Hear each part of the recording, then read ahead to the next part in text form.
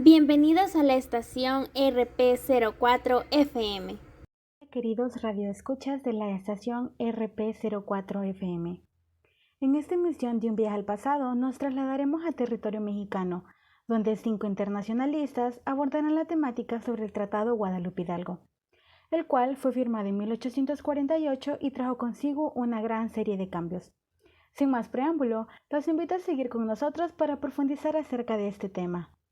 A continuación, le cedo el micrófono a la colega Ana García.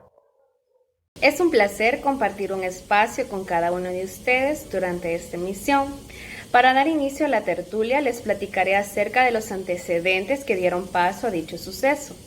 A pesar de la independencia de México en el año de 1821, los acuerdos establecidos por los antiguos colonizadores en relación con Estados Unidos no tuvieron cambio alguno, siendo uno de ellos la migración de población estadounidense al norte del territorio mexicano, principalmente en Texas y Alta California, lo que posteriormente, en la década de 1830, la inestabilidad política resultado en las rebeliones llevadas a cabo por el general Antonio López de Santa Anna, jefe del ejército mexicano en aquel entonces, en contra del gobierno electo en urnas, logró imponer su voluntad y nombrar presidente a Vicente Guerrero, tomando provecho de ello la población texana, quienes se pusieron en pie de lucha y pidieron la independencia, ya que ellos juraron lealtad al gobierno constitucional y no a las autoridades instauradas por un golpe de Estado, lo que conllevó a la batalla de San Jacinto el 21 de abril de 1836. Ante la constante insistencia de Estados Unidos a México por la venta de los territorios del norte, su apetito expansionista y encaminado por el espíritu de la doctrina del destino manifiesto, generó un choque entre ambos bandos que dio paso a una serie de enfrentamientos armamentistas, dándose los primeros actos de hostilidad el 8 y 9 de mayo de 1846, cuando el contingente del general Taylor enfrentó al general mexicano Mariano Arista en la batalla de Palo Alto y en la resaca de La Palma, logrando la victoria estadounidense por su alto despliegue de artillería. Sumándole a este difícil contexto que vivía México, el territorio de Alta California decide independizarse el 14 de junio de 1846 a través de la contienda rebelión de la Bandera del Oso, y así sucesivamente los efectos internos no se detuvieron. La defensa de Chapultepec el 13 de septiembre de 1846 fue el último aliento de batalla que mantuvo con esperanzas a México, a pesar de que las órdenes de Santa Anna los llevaron a la derrota, lo que claramente significó la paulatina ocupación de Estados Unidos. Muchas gracias, Ana, por ese gran aporte. Por consiguiente, ¿qué actores podríamos identificar como esenciales? ¿Es posible que nos hablen acerca de ellos? Sí, claro, Gabriela, con gusto les explicaré en breve sobre los principales actores involucrados. Perfecto. Paulina Rodríguez junto con Gabriela Vega nos hablarán a continuación. Mencionaré a Nicholas Trees, el cual fue un diplomático que se desempeñó como cónsul estadounidense para negociar el fin de la guerra con México. El presidente James Polk nombró a Trees secretario en jefe del Departamento de Estado, y en 1847 lo envió a México con instrucciones de negociar discretamente el fin de la guerra. Después de tantas acciones para realizar la tarea, este cumplió lo designado, pero no sin confrontaciones tanto con el presidente como el general Winter Scott. El general Winter Scott fue un oficial del ejército estadounidense que ocupó el rango de general en 3 guerras. Participó en la guerra contra México, en donde hace contribuciones por medios marítimos de conquista en territorios como Veracruz, Cerro Gordo, Contreras, Churubusco, Molinos del Rey y Chapultepec. Luego va James Polk en 1844. Se convirtió en el primer candidato prácticamente desconocido en ganar la presidencia, derrotando a Henry Clay. Una de las principales acciones fue la declaración de guerra en México en 1846, y en 1848 México cedió a los Estados Unidos los territorios como California, Nevada, Arizona, Utah, Colorado y Nuevo México, por lo que más del 50% del territorio mexicano fue comprado por 15 millones de pesos. Luego está John Wheeler, que sirvió en el primer regimiento de voluntariados de Ohio como teniente coronel durante la Guerra México-estadounidense, desde 1846 hasta 1847. en la cual tenía como misión llevar a efecto el tratado, inspeccionar y establecer límites entre los territorios. Y por último, mencionar a Andrew Gay. Fue el que desempeñó como topógrafo en jefe de la Comisión México-Estadounidense que estableció las fronteras después del Tratado de Guadalupe Hidalgo.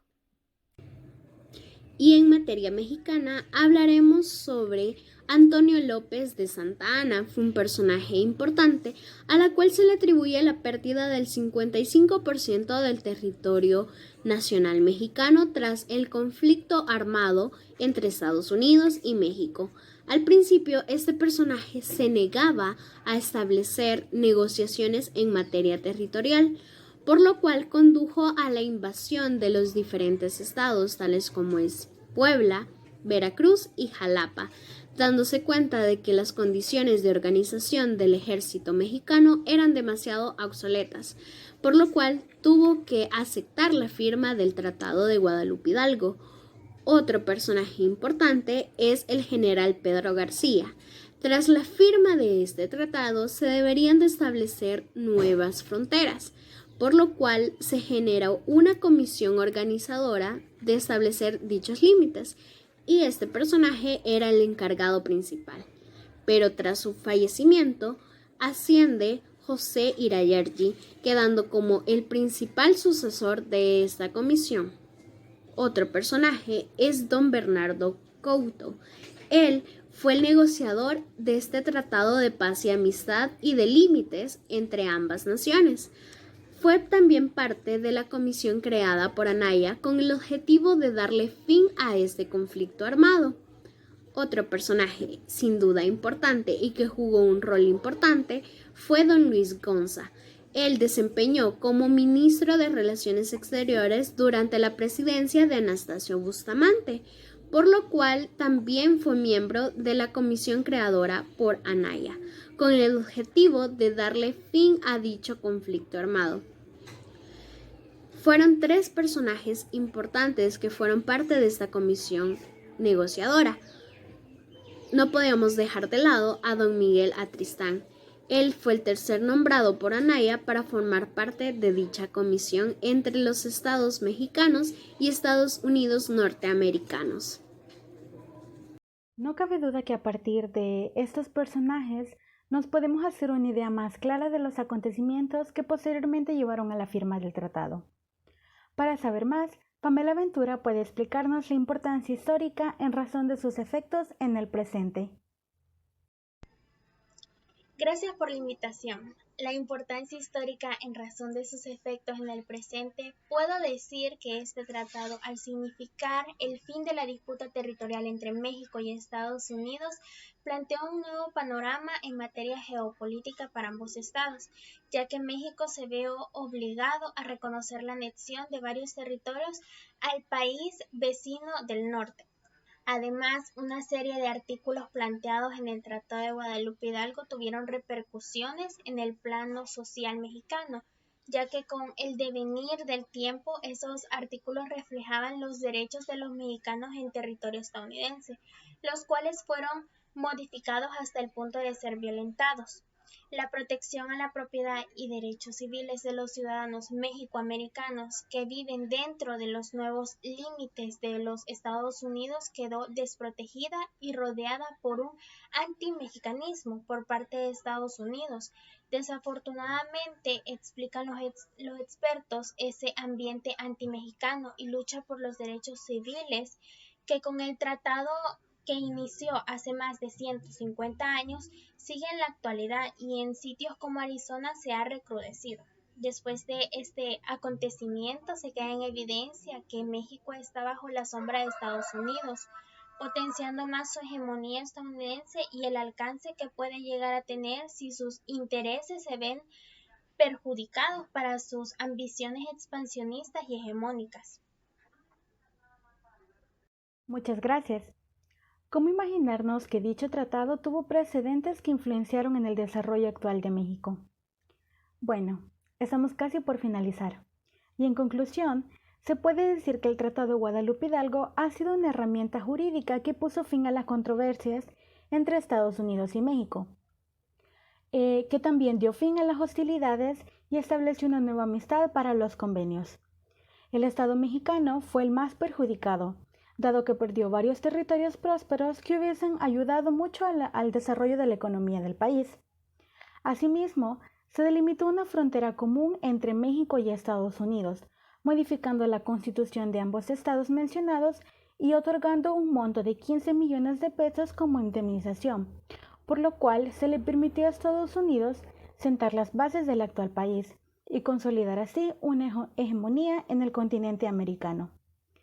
Partiendo de las premisas anteriores, se puede establecer que ante una serie de hechos ocurridos, recalcando la firma y ratificación del tratado como elementos principales, se puede considerar la división histórica de México, en el cual perdió gran parte de su territorio y se volvió una parte de Estados Unidos. No existe en México una situación más desalentadora que reconocer al territorio mexicano como un bien perdido. Hay que aplaudir a ambos estados en la creación de una comisión de límites fronterizos, impulsando la formalización de dicho evento y en la cual Estados Unidos demuestra una vez más su superioridad y poder hegemónico. Gracias.